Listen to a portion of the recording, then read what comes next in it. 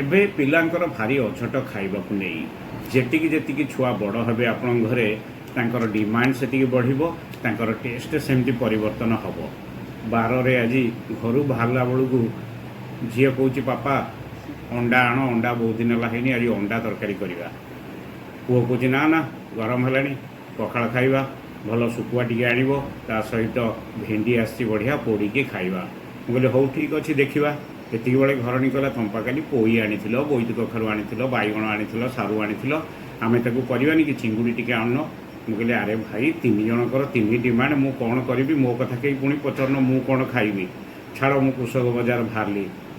ଆଗେ ଆଳୁ, ପିଆଜ, ରସୁଣ, ଲଙ୍କା, ଧନିଆ ପତ୍ର କିଣିଦେଲି। ଆଇଁଷ ମାର୍କେଟ ଯାଉ ଯାଉ ଦୂରରୁ ସେ ଶୁଖୁଆ ମାଉସୀ ଦେଖିକି ଭାରି ଖୁସି।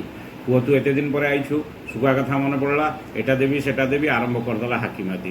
ମୁଁ କହିଲି ନା ମାଉସୀ ଗୋଟେ ଥର ଖିଆ ହେବ, ପୁଅ କହିଛି 30 ଟଙ୍କାର ଖାରପାଣିଆ ଶୁଖୁଆ ଦିଅ, ଆଉ କିଛି ଦିଅ ନା। ନା ନଉନୁ ନଉନୁ ନଉନୁ। ମୁଁ କହିଲି ନା ମୋତେ ସେଗୁଡ଼ା ବୁଝାନି ମାଉସୀ, ଦେଇଦିଅ। 30 ଟଙ୍କାର ଧରିଲି।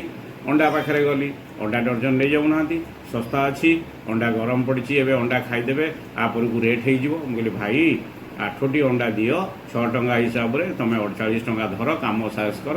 କାରଣ ଘରେ ଆଉ ଗୋଟିଏ ପ୍ରକାର ଡିମାଣ୍ଡ ହୁଏ, 2 ଜଣଙ୍କର ସରିଲାଣି, ପୁଣି ଘରଣୀ ପାଇଁ ଚିଙ୍ଗୁଡ଼ି ଟିକେ ଆଣିବାକୁ ପଡ଼ିବ। ଯାହା ହଉ ଫୋନ୍ କରି ଘରେ କହିଲେ ନାଇଁ ନାଇଁ ଆଜି ଚିଙ୍ଗୁଡ଼ି ଆଣ ନା, ଏତେ ପ୍ରକାର କରିହେବନି, ଦେଖିବା ପୋଇଟାକୁ ରଖିଦେବା, ନହେଲେ ରାତିରେ କ'ଣ କରିକି ସନ୍ତୁଳା ଫନ୍ତୁଳାରେ ତା'ର ପତ୍ର ପକାଇଦେବା।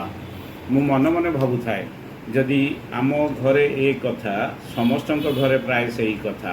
କାରଣ ଛୁଆଙ୍କର ଖାଇବା ଶୈଳୀ, ଖାଇବାର ଟେଷ୍ଟ, ସ୍ୱାଦ ସବୁ ପରିବର୍ତ୍ତନ ହେଉଛି।